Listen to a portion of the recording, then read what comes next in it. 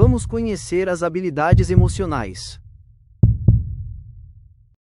Bom, eu separei agora para o final, né, desse capítulo sobre o controle emocional, né, que está dentro de gestão das emoções, uma técnica que eu chamo de a técnica emocional avançada. Por que ela é avançada? Porque ela, diferente, né, ela é uma evolução da técnica 2, aquela técnica de resolver os problemas com inteligência, só que a técnica 2 ela foi dividida, agrupada em 4 exemplos para ser um pouco mais básica. Essa, eu já trago aqui 7 elementos para você racionalizar antes, né, de pensar como agir, ou decidir como agir, escolher como agir. Por isso que ela é mais avançada, ou seja, você tem mais coisas ou aspectos, né, mais detalhados ali para refletir sobre qual o comportamento, sobre aquilo que você está sentindo e o comportamento que você quer ter.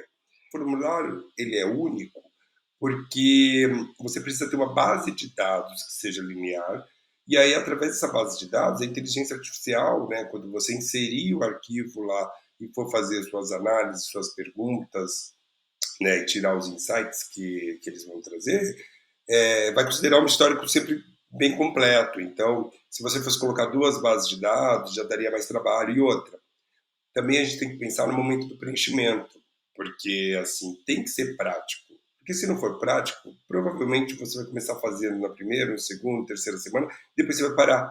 E a ideia é que você se engaje cada vez mais em preencher, porque são essas informações que você vai ter que levar para a inteligência artificial. Sem as informações, você vai ficar com base no achismo, às vezes no esquecimento da memória, coisas que a gente já viu que são naturais do nossa maneira, né, de guardar as informações. Lembra, o cérebro esquece, então tem uma série de coisas ali. Então, o registro não, é só se você apagar.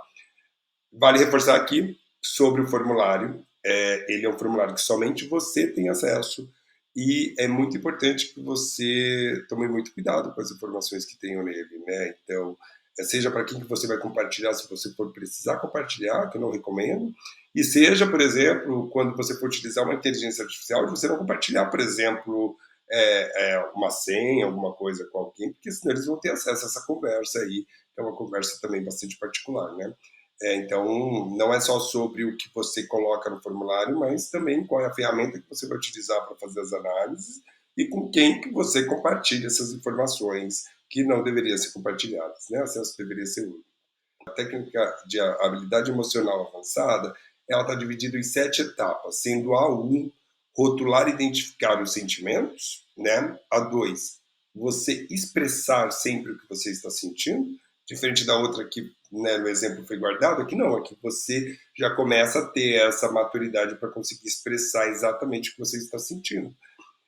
Avaliar a intensidade do sentimento, então começa a ter maturidade para avaliar, tô sentindo raiva no nível 3, tá controlado, tô sentindo raiva no nível 7, tô sentindo raiva no nível 10, né? Então avaliar bem. Outra coisa, né, que é adiar aquela satisfação que a gente tem da vingança, a gente vai falar sobre isso, que está totalmente conectado também com controlar os impulsos, né, que entra aqui novamente já no quinto passo.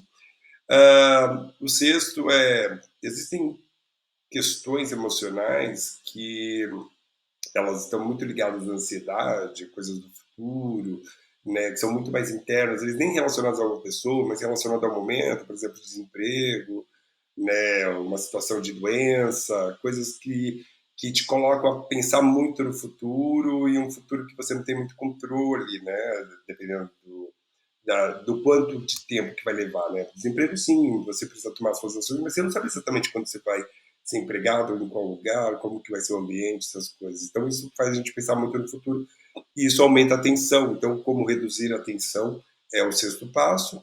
E, por fim, né, só para a gente trazer de novo qual é a diferença entre o que eu penso e sinto e a minha ação, né, que a gente já falou bastante naquele capítulo de introdução e de autoconhecimento.